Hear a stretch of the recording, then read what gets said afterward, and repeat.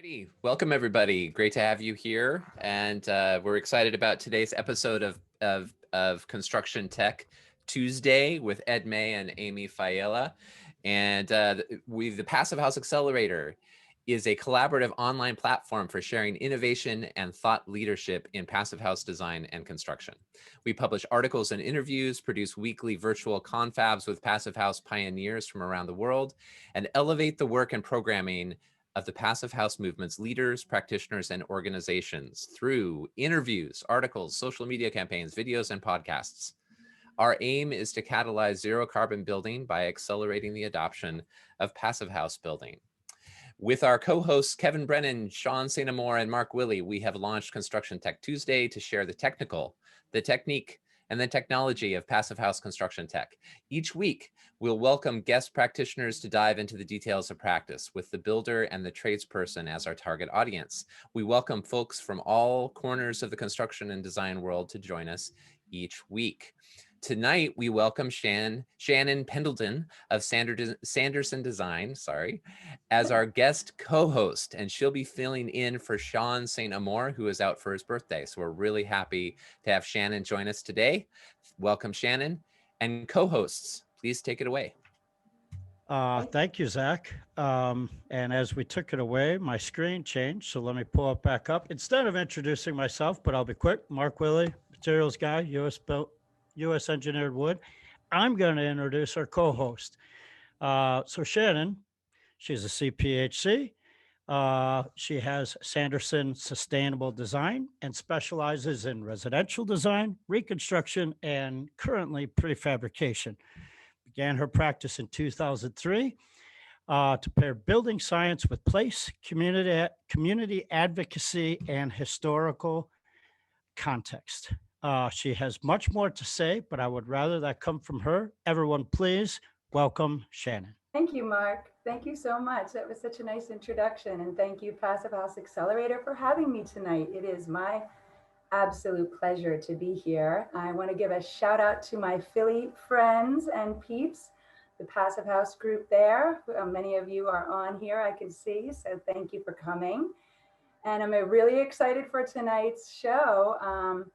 If you want to know a little bit more about me, first, member of the human race. I'm a mom, I'm a wife, I'm a daughter, I'm a little sister of a big brother who's a contractor. So I steal his tools and he steals mine right back now. And I'm sole proprietor, as Mark said, of Sanderson Design, CPHC. And like many of you out there, I have been saved through COVID by Passive House Accelerator. So thank you so much all year long for being here. I think so many of us have been alone at home. And I'm a sole proprietor, so I'm used to it. But a lot of folks left a firm and left a lot of people and didn't have a community. And this became their community for an entire year. So I'm excited for the Paper Plate Awards and great to see you. Thank you. And then thank you very much for joining. And I'd like to reiterate what Leighton said in the crowd. You are a great upgrade compared to Sean. Big shoes to fill there. I'm sure Sean's enjoying his birthday, taking some time off. Hopefully he makes it back. I'm Kevin Brennan, for all of you that don't know me. I'm the owner and operator of Brennan Installation Air Tightness, one of the hosts here at Construction Tech Tuesday. This is where we like to get a little nerdy and talk about things. And I can't think of having two better people to get nerdy with than Amy and Ed May, right? So how do I know Amy and Ed May is that we've worked together on multiple projects. Those projects we worked on are all passive house projects. And Amy has been the lead architect on a few projects I've worked on since 2013. She's been the coordinator, the quarterback, the problem solver, getting through all the troublesome issues that have to do mostly not with passive house, but more client designs. And then kicking together between myself and Ed, we all kind of, try and figure out the passive house problems. And from 2013 to now, we've worked closely together to get our process down, collaborate with each other, and figure out the roles and responsibility of everyone on the site.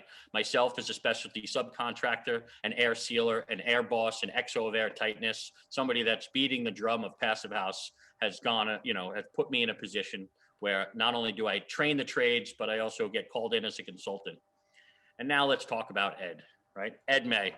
Ed May is a rock star of Passive House. So he's a little bashful. He doesn't really brag about everything that he knows, but puts it in such a delicate, precise way that makes everyone feel comfortable. He's been teaching the Passive House consultant course throughout the United States, North America, for many years now. And he's also been developing the practice and building his own firm, a bldgtyp, of being a Passive House consultant. They've done a great job. They've integrated many tools. They've improved the process. And what Ed's going to talk about tonight is the role and responsibility of the Passive House consultant and how that has changed, and ask some questions of the crowd and talk about their process that they've developed on the projects that we work together on, these brownstone retrofits and many other projects. The one thing that Ed really doesn't do a good job at is bragging about how he led and was the teacher of the solar decathlon winning team from Stevens Institute of Technology. So that team competed with many teams throughout the world and won using the Shore House as their project, which is something that I'll let Ed dive into, but it was a response to Sandy, and they used Passive House as their goal, their guideline to get, and they won. All the metrics and the things that go into winning the solar decathlon, and they won. It was almost like winning the Olympic medal. And he doesn't brag about it enough. He doesn't take a bite out of that gold medal like he should, but it's something that I think he should really brag about. But the work projects we work on together, and you'll see Ed's work at the presentation. You guys are going to be blown away. Keep the questions firing in, and let's get this rolling. Oh, and my Irish sweater for St. Patrick's Day. So have a drink for later on the 17th. Those of you down in the Southern Hemisphere, have it for me. So I think this is my cue to step in. Thank you, Kevin. And that's okay. I just making sure. So I am here to introduce Ed and also just talk a little bit about the background of how I got started.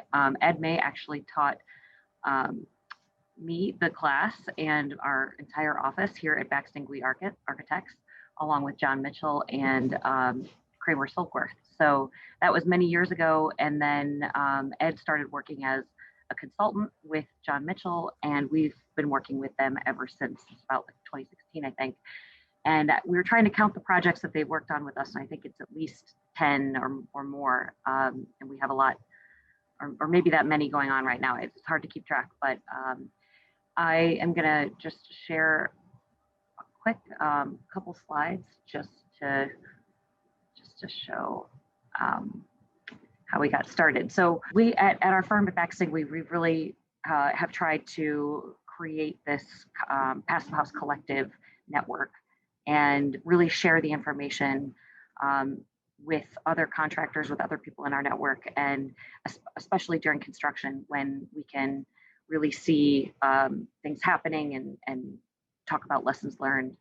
And so what we started doing a long time ago on our first Passive House projects was inviting contractors to meet together on site and kind of get over that initial awkwardness of seeing and talking to people that they compete against. And once they get over that awkwardness, they really enjoy it and just share a lot of information, and just seeing that on site has helped us a ton throughout the years. And Ed is going to talk a little bit about the Engine 16 project, which is part of the Buildings of Excellence effort through NYSERDA. And so he'll be showing some images of that. Kevin Brennan did a talk on Construction Tech Tuesday a couple weeks ago about the masonry parging and just masonry air sealing. And so this image here is from that day on site when he did that video. And we've ever since been kind of dealing with some fun challenges of removing the slab, and you can see the parging has now happened on the walls there. And just working with the R. Sutton team, the contractor, has been fun because this is their first Passive House project. They got certified, and now they're super amped and excited about actually doing it and building it and working with us and with Kevin and with Ed on this. So this is a project from a meeting we had a couple weeks ago to kick off the sort of what we call the Passive House detail kickoff meeting. And Ed, I have to say, has just been so instrumental in working out these challenging details that we're all scratching our head over. And we come across these, thermal bridge issues that we just we struggle on, and he just breaks it down and shares the information and digests it in a way that helps all of us understand and move forward from there. So Ed definitely did that on this day from this meeting, and he just I continue to learn from him all the time. So on that, I think I'll pass it over to Ed. It's great to hear from the quarterback of the team, Amy. You're shuffling the ball once again. Thank you. And now to the offensive coordinator. All righty. So everybody's able to hear me okay? You guys are able to see me okay? All right. I'm seeing some nods, so that's good news. Fantastic. Well, thanks, Amy, and thanks, Kevin, and thanks everybody at the Construction Tech Tuesday and Passive House Accelerator for this invitation. What a nice introduction, and what a great opportunity to talk with you guys all today. So I have titled this talk the craft of passive house consulting, and I want to talk about a couple of different topics here together. I thought this would be a fun group to talk about and ask some of these types of questions to. I want to talk a little bit about what does it mean to be a passive house consultant. What the heck is that? What is that role? What does that mean? What do we do as passive house consultants, and how do we do it? So hopefully we can talk a little bit about some of those issues. And of course, we'll talk about the tools and the technology and the technique of being a passive house consultant, how we apply those to passive house jobs. So that's that's sort of what I want to talk to you guys about tonight. As I said, hopefully we can have a good conversation about it. So as was said, my name is Ed May. I'm an architect and a passive house consultant and a teacher. I've been doing passive house now for, I don't know, about a dozen years or so here in the New York region. As I said, I'm really glad to be with you guys. And I've been very lucky over my career to work with a bunch of amazing people like Amy, like Kevin, like all the folks at Baxt Ingui. So we've been incredibly fortunate to be working in the New York City market where there is such an amazing group of passive house practitioners. And so I've been sort of part of that group now for, as I said, about maybe a dozen years or so. I was a builder. I actually started as a builder. So I was a builder up in Massachusetts for many years. And as Kevin alluded to, for the early part of my career, I actually was part of the leadership team of many university design builds. So for a good chunk of my early career, I was responsible for teaching and leading groups of students as they tried to build high performance buildings. You can imagine how the successes and failures that came along with that. Mostly I was able to keep them from cutting their arms off. And so I consider that a success for the most part. But had a lot of fun doing a lot of experimental projects for many years. And that was really my introduction to Passive House back in 2008 or so. In the years since, I've worked mostly as a passive house consultant. I don't get to strap my tool belt on as much anymore. Have worked as a teacher for places like Passive House Canada, North American Passive House Network, New York Passive House Academy, back when they were working here in the States, and then also for Stevens Institute and for Parsons, the New School. Nowadays, the tools that I use look a lot more like the stuff on the right-hand side of the screen than the stuff on the left-hand side, but it's all still in the same world of trying to figure out how to create high quality, high performance buildings. And nowadays, most of the work that I do in terms of tool fabrication and creation is part of the Passive House Tools project, where we open source and release a lot of the tools that we make for free to the community. So that's just a brief introduction to who the heck I am and why I'm talking to you here today. Okay, I want to start with a little bit of sort of framing before we kind of jump into the meat of the discussion here. I want to ask, or maybe pose as a question, do we think that passive house buildings are crafted? Would that be the right word that you would use to describe how we create passive house buildings? And if it is the right word, why do we think it's the right word? What does that word mean to us? Is it a good thing? Or is it a bad thing? Does it mean they're expensive? Does it mean they're high quality? Does it mean we take our time? What does that word mean? What does it refer to? And would it be the appropriate word to use when we talk about how we build these passive house buildings? So if you have a thought about that, I would love to hear that maybe add it to the chat. We can talk about it afterwards. But I would be really curious to hear people's thoughts about what the right terminology is. How do we describe what it is we're doing as Passive House builders and creators? Well, I'd like to offer one potential sort of framework that we could use to think about that, and to also kind of lead into or sort of frame the rest of the discussion here this evening. If you haven't ever read this building by Howard Davis, The Culture of Building, it's a good book. It's a little academic. Maybe skip through it. It's not a like cover to cover read, but it's a pretty good examination and investigation of what it means to build things. How do we think about it? How do we talk about it? How does that practice work in lots of different cultures around the world and over time? And he in that book outlined, I think, what I think is a pretty good definition of what it means to be a craftsperson. What does it mean to engage in craft production? What does it mean to be a craftsperson and sort of take pride in your work? Well, he said there's really kind of three things that you have to have if you want to engage in something that we would call craftsmanship. He said, first of all, you have to have a sense of purpose and responsibility. So you, as the builder, as the architect, as the designer, as the person who's making whatever it is, the pot, the tea kettle, the building, you have to have a sense of responsibility towards that thing. You have to have a sense that you are the one who makes the success of that thing either successful or not successful. That thing will sink or swim based on you and your decisions and your actions. So you have to have an innate sense of responsibility towards that thing, whatever that thing is. It can be all sorts of different things. He said, in addition, you have to be able to gain some immediate feedback from that thing. So as you're building whatever the thing is, whether it's a drawing or a wall or a pot, whatever the thing is that you're creating, you have to be able to get feedback from that thing as you're building it. So you have to be sort of somehow connected to that thing and instrumental in its creation and learn from that thing as you're creating it. And then he said, lastly, and this is maybe, I think, the most important piece, you have to be able to make judgments regarding how to use your tools in the construction of that thing based on that feedback. So you get that feedback and then you modify your actions accordingly. You have to have both the ability to make those judgments and the authority to change the way you work based on that feedback, based on the things that you're learning.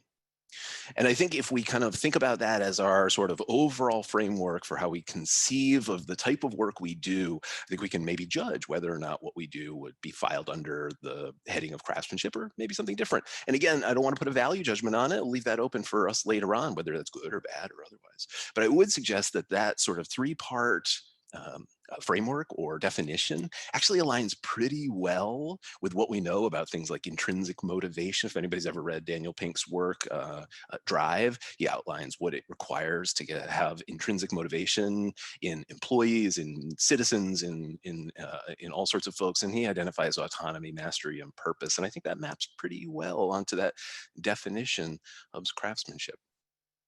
Okay, so that's all just preamble. I think that's just sort of a framework. I want you to keep some of those concepts in mind as we sort of begin to move forward and take a look at some actual production. So again, what do I do and why do I do it and how do I do it as a Passive House consultant? That's kind of what I want to talk about here this evening with all of you guys. And again, I would love to hear your thoughts and sort of get your feedback as we get into it. As Amy said, I'm going to use as a sort of starting point, as a jumping off point, the Engine 16 project, where our office building type is collaborating and working with Amy's team at Baxt Ingui, as well as the construction firm R. Sutton, and of course, Kevin and his team at Brennan, alongside a whole host of other fantastic team members, Bob DeVillio and his crew. We're really fortunate to be part of this team. We're really lucky and enjoying our work here with this team as we turn this existing historic building into a high performance Passive House home. This, of course, in Lower Manhattan, a very challenging project to say the least. I should also note that this is a Buildings of Excellence Award winner. Amy and her team, of course, put together a fantastic application there and were successful in their application to the state of New York. So high profile project, an exciting project, a difficult project. And so a lot of what I want to talk about this evening is going to be around the world of retrofits, because that's mostly kind of what we are working on. So again, to the core of the meat of the question here, I'm a Passive House consultant. what does that mean? That's not really a thing. I mean, it is a thing. We study for it. We take a test. It's a thing, but it's not really a thing. Not the way that structural engineering is a thing or mechanical engineering is a thing. And by a thing, I mean something people know, something people understand, something that people have an expectation around when it comes to scope of work, level of responsibility, deliverables, the types of methods and practices that we would use to deliver professionally on our obligations as passive house consultants. We're sort of making it up as we go along these days. And so again, everything that I'm going to show you should be understood as our best guess, our draft, but we would love to hear other people's opinions. So, okay, so how do we do it? How do we take a building like this on the right and turn it into a high performance passive house building? What does that actually entail? Well, first of all, number one, we're going to create what's known as an energy model. Now, that may sound a little intimidating. It's not. It's, in fact, not that exciting at all. Now, I don't really know what you might think when I say the words energy model, like what sort of picture pops into your head when I use that term. The way that we build our energy models is we build them in the computer, and it's honestly nothing more than a list of all the stuff in the building. It's really just glorified accounting, and not that glorified, to be honest. It's really just a method, and there's lots of different tools and techniques and specific software packages that we might use, but it's really just a way of keeping track of all the stuff in the building. And we go to a very fine level of detail. So you have a window, has a size, has an orientation, has an installation situation, has a type of glass, has a type of frame, has a type of spacer, and on and on and on and on. But at heart, it's really just about keeping track of all of the bits and pieces of the building and doing it in a way which is flexible and allows us to then establish or create a whole building energy assessment. So we can use that digital model to evaluate, well, how much energy does my building use over the course of the year? Or what's the peak heat load so that I can buy a boiler? How much cooling energy does my building use over the course of the year? What's the CO2 footprint of my building? Those are the types of questions that we try and answer by using this building information or building energy model. Now, just as much time as we put into building that model, we're going to put the exact same, probably more time, into representing the results of that model. So the way we work as independent passive house consultants. People come to me and they say, I have a building, I'd like to turn it into a passive house. How do I do that? So a lot of our work, easily 50%, if not more of our work, is around how do we take what we learn from these amazing tools like building information and building energy models, and we turn them into something useful for the design team. And so within our own practice, within our own office, we've been working hard to transition the way we deliver information to our clients into a web-based delivery mechanism. So that is to say, for every project, we make a web page and we push all of the data that we generate through our building information models or building energy models out to that dashboard, to that web page. And we accompany it with all sorts of text and verbiage and discussions and images. And we allow our clients to dive into the different options. And that's another important thing I want to stress here in terms of our passive house consulting role. We never give answers, as frustrating as that might be to a lot of our clients. We give options. We say, well, you could do this, and if you did this, this is what would happen. Or you could do this, and if you did this, this is what would happen. And always it's about giving a range of options. As the outside consultants, I'm not privy to all of the different bits and pieces of the building. That's really comes back to the architect. They're the sort of the marshals. They're the quarterbacks who see the whole field and they can understand all the different positions, and they deploy their resources or make decisions based on that overall picture. I don't have the overall picture. I'm very myopically looking at things like energy and comfort and resilience and CO2 emissions, but I don't have the whole picture of the project in my head. And so we're always yielding back information and data back to the rest of the team so that hopefully they can make better decisions. And so this is just an example of the type of thing that we might deliver: interactive web pages that allow clients to see how their buildings are performing in a range of different options. And as I said, we've worked hard to sort of invent those technologies over the years.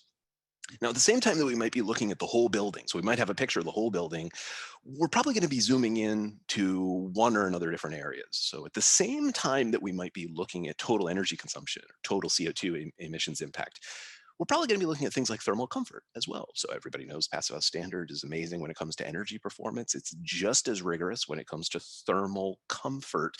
That is, how comfortable are the people inside of the building? This is an example of a type of tool that we might use to simulate the thermal comfort performance of a building. We might look at a building and we would say, well, under really cold wintertime conditions, how cold or how uncomfortable, how drafty is it in the building? What's the radiant temperature asymmetry inside of the building? And we might map out those comfort conditions so that we can then go back to the design team and say, well, this zone here, we're having some problems. What can we do as a team to figure out how to mitigate that, how to solve those comfort issues? How can we design the building better in a different way to manage those types of things? So we're always looking at the whole picture, and we're going to be zooming in to lots of different areas. Now, this would be an example of a wintertime thermal comfort scenario where we might be doing simulations to evaluate comfort. Of course, just as important, if not maybe a little more important, on the summertime side, right? A place like New York in particular, we're just as concerned about summertime thermal comfort. And so we're going to be looking at things like solar radiation. We're going to be using all sorts of different tools to map and evaluate the radiation exposure and the summertime thermal comfort of our buildings. And of course, always making recommendations around, well, if you added shading here, if we deploy glazing differently in this sector, if we reduce glazing over here, if we increase glazing there. But again, it's always about a range of options. It's never about this is the answer. It's about, well, if you choose to do this, these are the repercussions. And of course, there's a million ways to build a passive house in one way. But of course, we're going to look at thermal comfort, really important, wintertime and summertime. We're going to look at those two things in very different ways. We're going to use different tools, different methods, different levels of evaluation to look at those two different scenarios.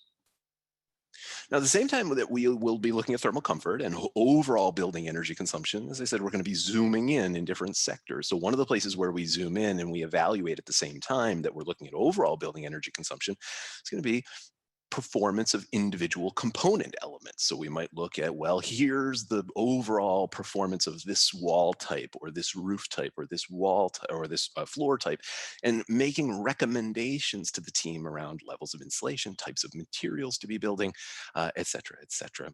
On the left there is just an example of another one of those web-based dashboards where we are able to calculate and simulate a host of different bits of information, and then, as I said, work hard to represent those to the team in a way that's useful. And again, always showing a range of possibilities, never a single final end. It's always, a range of different options there. And so always zooming in and zooming out, keeping in your mind a picture of the whole building and the entire building's performance and the performance of a single individual wall assembly type or roof assembly type or the like.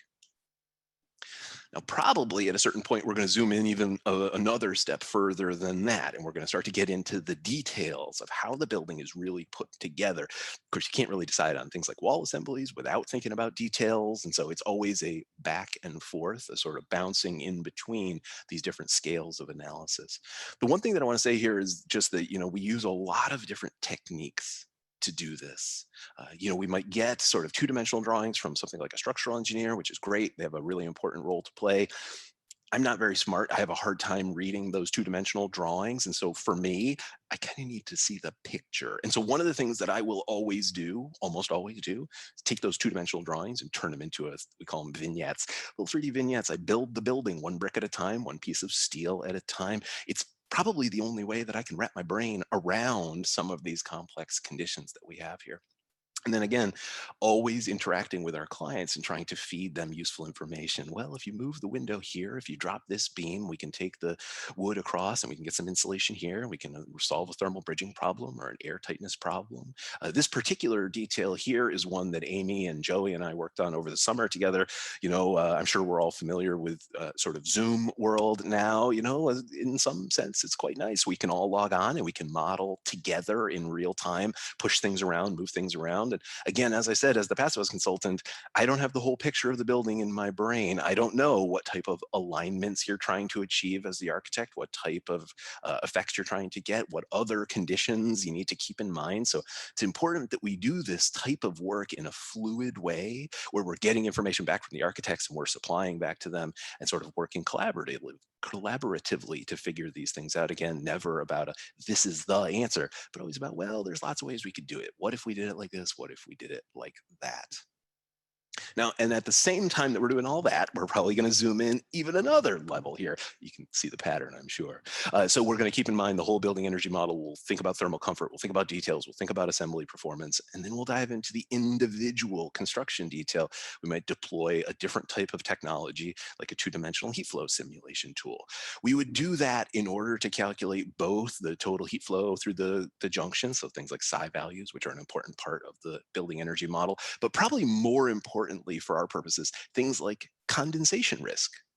How likely is it that you'll see high moisture concentration levels, maybe even mold growth, if you build it that way? Not this way, this is fine, but you know what I'm saying. We look at a whole range of different details and we might assess them. And again, it's always about providing feedback and trying to give useful feedback back to the team members so that they can make smarter, better decisions around their details and around their choices there. Now, in this vein, I think it's really important to be facile with lots of different tools. And I'm sure we all know this, right? Whether you work on a job site or you work in front of a computer, it's really important that your tool belt have lots of tools in it. So you need to be able to flow back and forth between different tools. So the way that we work, we're bouncing back and forth between whole building energy models, digital simulations, individual detail thermal bridge simulations, 3D vignettes, and hand drawings. We do a lot of hand drawing. We, in our firm, find it to be a pretty effective technique for communicating an awful lot of information to the rest of the team. And an important piece about choices around representation, it's important, and I think I've stressed this many times, that I not pretend or make it seem as though I'm giving the answer. There's never one solution. There's always a range of solutions. And what I have found over the years in my own practice is that when we use a drawing like this, the rest of the team treats it as just that, as an idea, as a sketch.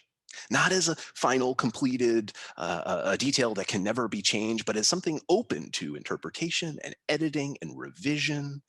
And so we work hard to carefully curate and craft the way that we represent information so that people read it and understand it in the right way, which is you should read it as a collaborative effort. We're thinking by drawing stuff. We're not figuring things out and then just dropping it down onto the piece of paper fully formed and fully figured out. That's not how it works. We sort of iterate our way towards good solutions by drawing things and drawing it wrong and drawing it wrong and drawing it wrong until we finally draw it right at the end.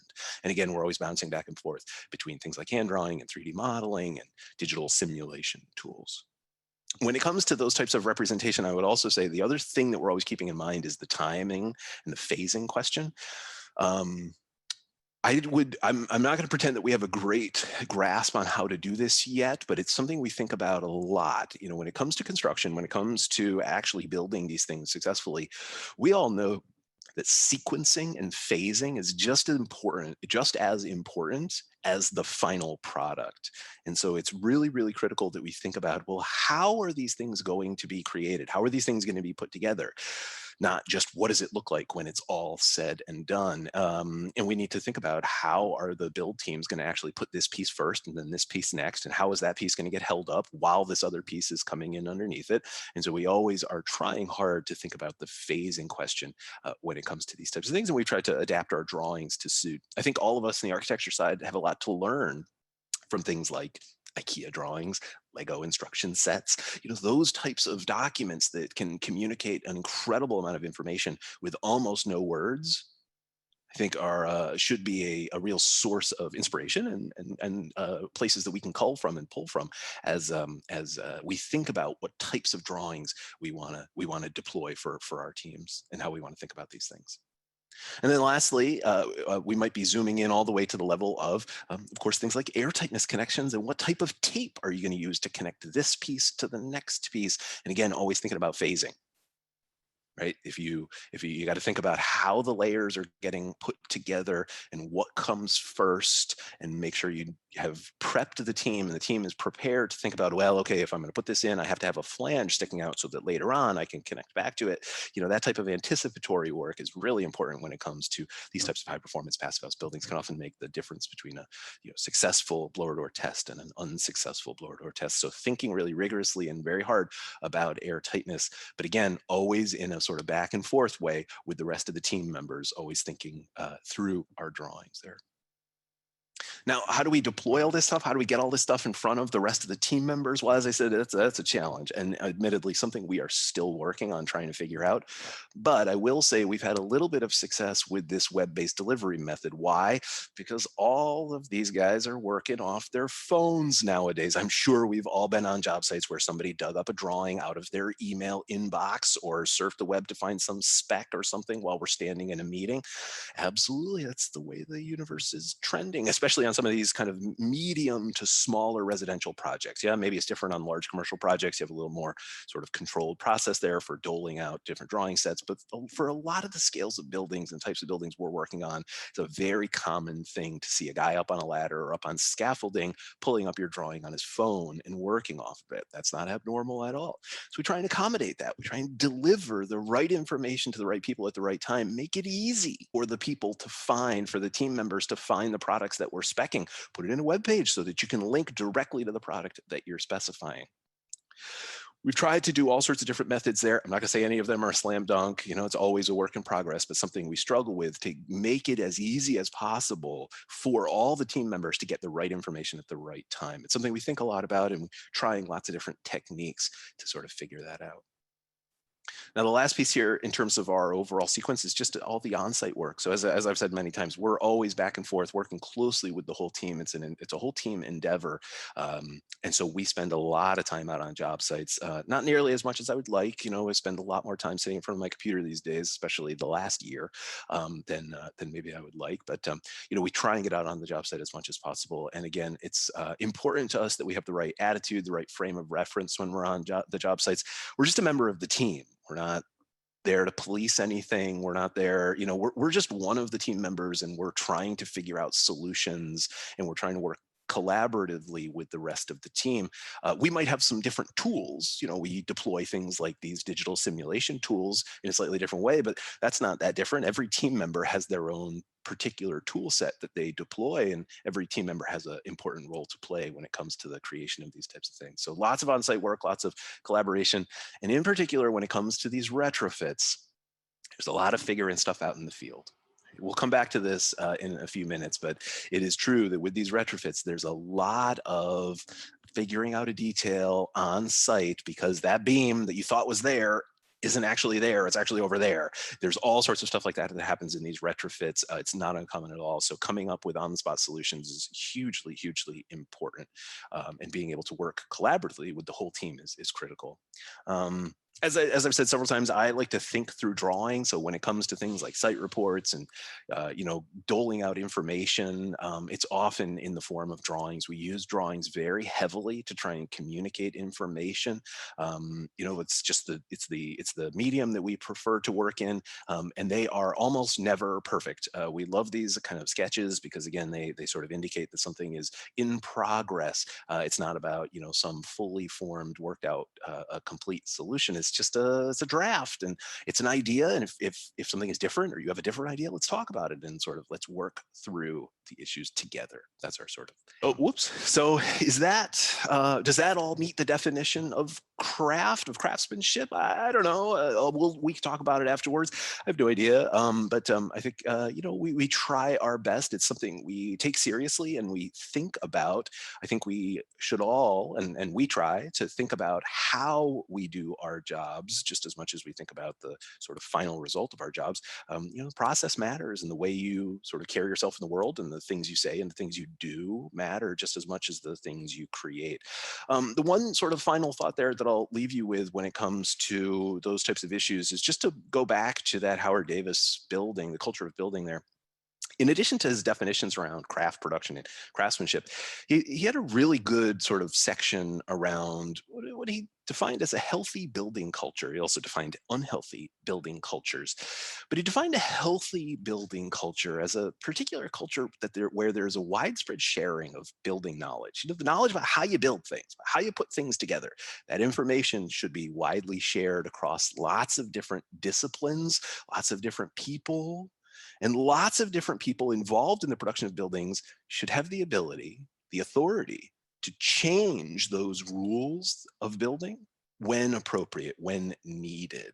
And I think we should all struggle and work to distribute that power and authority out to the widest group possible. I think we should work against this consolidation of authority that we find within the building industry. And we should work hard to try and spread that information and authority out to as many team members as possible. That's my own opinion. You can disagree, absolutely. And I'd love to hear that, but that's what I think. And I think as well that things like Passive House Accelerator and Technical Tuesday are doing a really important piece of that. I think the work that you guys are doing is exactly in this vein, and I love to see it. And I give you guys all the kudos in the world for your amazing work around this exact issue. You might not have given it this language when we started doing this, but I think this is partly what you guys are up to. So big thumbs up to all of you folks for sure.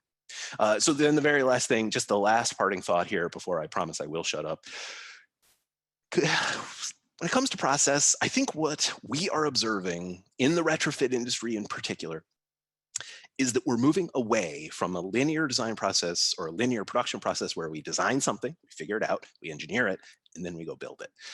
That's the model that the building department thinks we follow when they try and permit our drawings. It's the model that clients think we follow when we try and put together pricing for projects. It's the model that Passive House certifiers think we follow when they want to see all the details figured out up front before we move forward. When in reality, the model that we continue to see out in the field is much more like the model on the bottom, where we design a little bit and we engineer a little bit, and at the same time we build a little bit, and then based on what we build, we learn a little bit about the building and about the team, and so then we design something a little bit differently, and then we engineer something a little bit differently, and then we build a little bit more, and then we design a little bit differently, and then we build a little bit more. And whether or not we put voice to it, or whether we know the right vocabulary to describe that new model, that sort of more distributed model, I continue to see that model actually in practice out in the field over and over and over and over again. And it does mean that there are some pinch points, because a lot of the regulatory systems that we put in place around our buildings, like permits, like Passive House certification, don't jive very well with that new model. And so I think it's something for us to think about and consider as we figure out the right process for building these high performance Passive House buildings. So with that, I will shut up. And I, again, thank you to everyone for being here. And thank you to Passive House Accelerator for having me. I hope that was at least moderately interesting. Thanks to Kevin, thanks to Mark, thanks to Mike, thanks to Amy, thanks to everybody for putting this together. And thanks for everybody for sticking around. So with that, I will be quiet, and I would love to hear your thoughts or hear any questions that anybody might have. Thank you very much. Great presentation as always. I knew you wouldn't disappoint. The comments about, is it craftsmanship? I don't think you can say what you do is not craftsmanship, and the way that you lead the teams towards the edge of excellence and working in Passive House is just amazing. And I'm always proud to call you a friend, a colleague, and call you up and ask you questions when I say, do you think this is crazy, or can we do this? One of these days, we're going to be allowed to go get a beer again too. Eventually. It will happen, I'm sure. But hopefully soon, you know. Vaccinations are coming. So thank you very much. And just on the other note, I think the RS Sutton team is on. I scanned the crowd, and we're really eager to get this 25th Street project rolling. And we're going to have many more of these little Tech Tuesday sessions, because what I find is that the avenue of Tech Tuesday and what we wanted to create was sharing while doing. And that's what you did tonight. You shared while doing. And something that I've learned is that the person on site that teaches the most and wants to explain why gains the most trust. And it's something I do in my business, my practice, my personal life. And it's something that you do very well, and you share and you explain very well, and people trust you, and your end product is what I would just define as true craftsmanship. Because when you look at the insides of these walls and buildings that we're building, they're just as beautiful inside, thermal bridge free, airtight, well-designed, as they are outside. And the projects that the Baxt Ingui team puts together on the finish is phenomenal. You can look at their website and everything. It's great.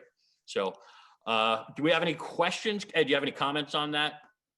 No, I appreciate that, and I echo all of that. You know, I would just say we've been so fortunate to work with so many great folks, both on the architecture side and on the construction side. So we're incredibly privileged here in New York because there's so many of you guys who do such good work here. So we're really lucky. I think that all the time, for sure. And one thing I always like to point out is that no high performance project is not a possibility without high performance owners and people sponsoring those projects, because the end result really takes a team effort and their buy-in, and agreeing to certification is no easy task. And it's something we talk about all the time, that when the owner goes for certification, everyone on the team gets in line, they get training like the RS Sutton team got, they get excited, they want to improve their construction process and do things a little better, and it just adds great momentum to these projects.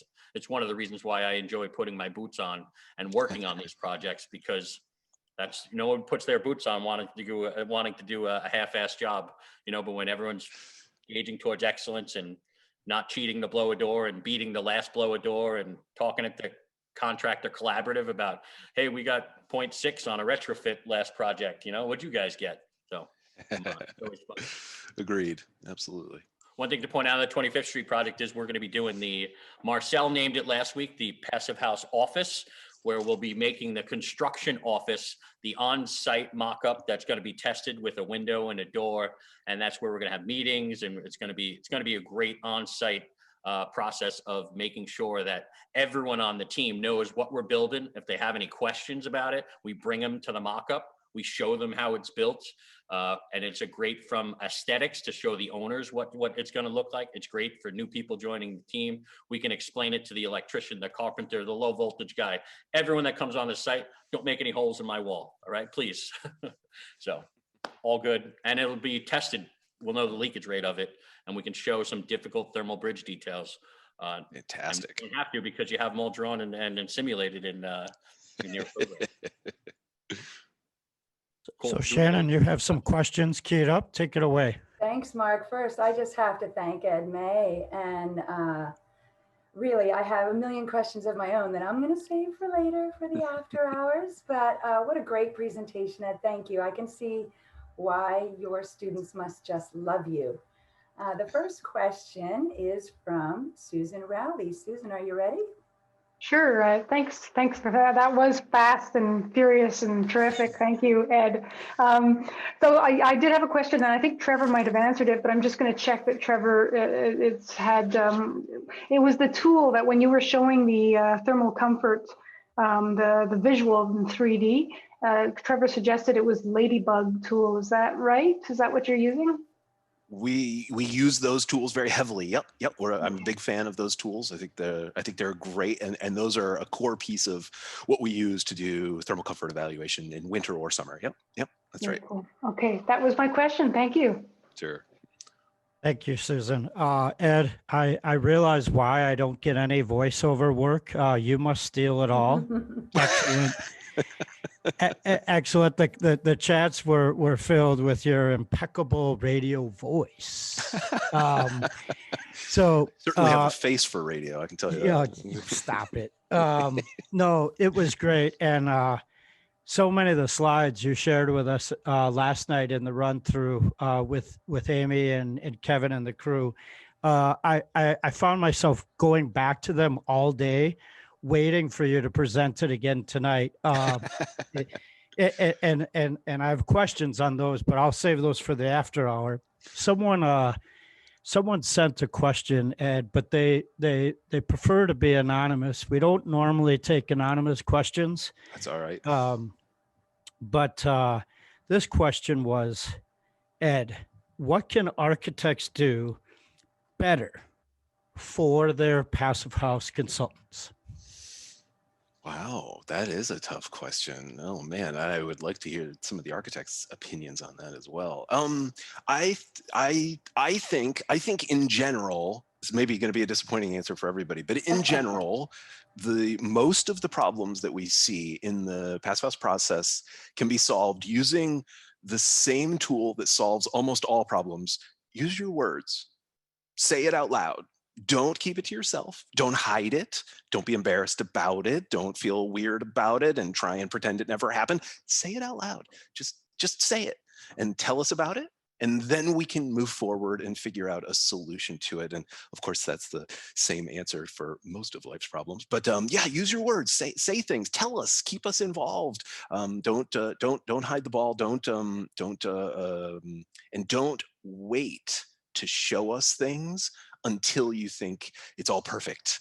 One of the issues, well, not a problem, an issue, a challenge that we have is understandably a lot of architects are skittish about sharing drawings or sharing models until they're sort of worked out and all sort of put together. And I love that, right? That shows pride in the craft of the things that they create.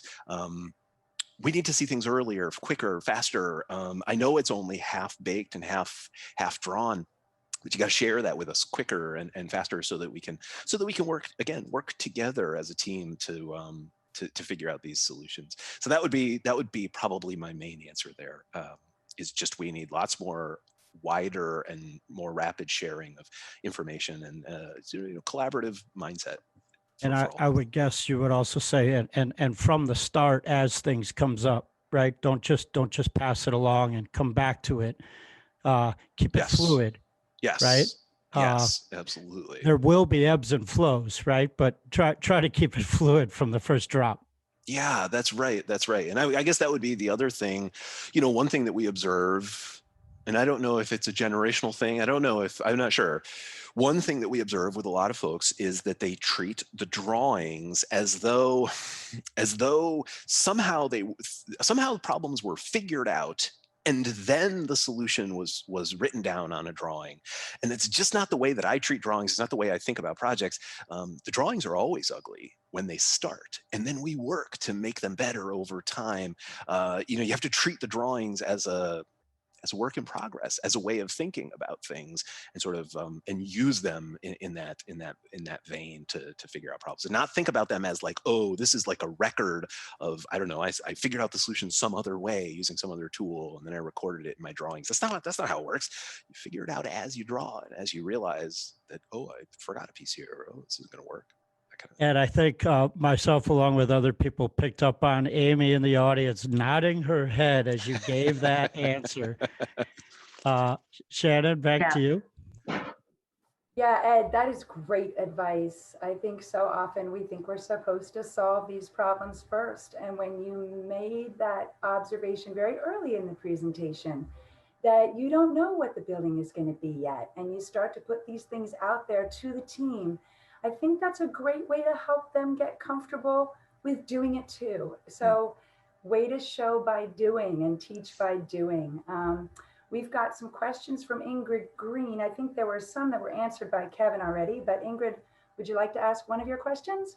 Sure. They kind of flow into each other there, Ed. So hopefully it's just pick one kind of thing. Yeah, pick one and let it go.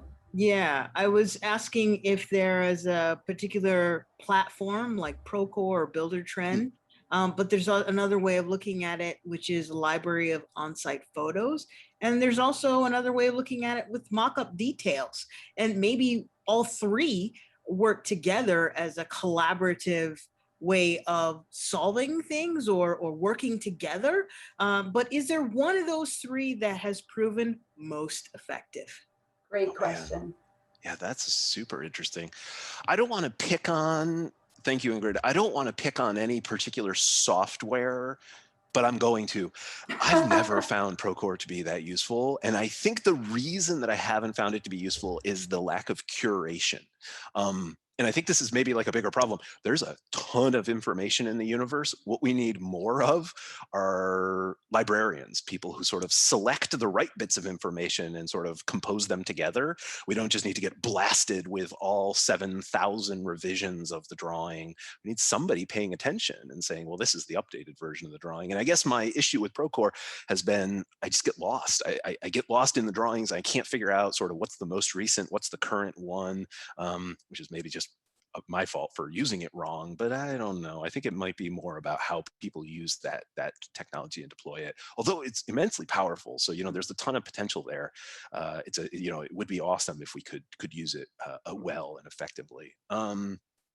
I love those ideas about site photos. Yeah, I will admit we've not made heavy use of things like photography and video in order to try and communicate to our clients and to people. I think that's probably, and I think you rightly point out, that's an awesome area where we could probably do a lot better using animation, using film, using photos. As we try and describe and communicate stuff to our clients. We do it a little bit. We do have a couple of, like, this is how you air seal a masonry wall sort of vignettes where we put together site photos from previous projects, but probably we could do a lot more on that front. And I think video is, really underutilized, certainly by us, but I think a lot by the architecture industry in general. You can communicate so much information really quickly with animations and videos, if we do it correctly. So yeah, it's super interesting. It's a really good point. Ed, just to build upon that, on a few of the earlier projects with the Baxt Ingui team, we used to have like a passive house kickoff where I'd bring like a small little mock-up and we do like an air sealing demo to show how the air sealing is done. Air sealing is new, respect the air sealing, just like I respect your work. That was really useful in letting the other trades know what needs to happen and giving that power to the site super of like, you need to check with him before you make, decisions about the building. And then the other thing that I do a lot is I take a lot of site photos for the trainings. And then if I have a similar build, I'll share that folder with the site super and I'll say, hey, this is what we did on the last project. And then we'll have a conversation about, all right, this is what we need to do here. Google Photos is great for that. And one thing we've been doing is taking Google Photos from actual sites and they're just writing little notes in them of making like little on-site real like annotations of like, this air barrier looks a little too thin. This substrate's not that good. Let's figure out this, this thermal bridge that might be here. And that's something that we do.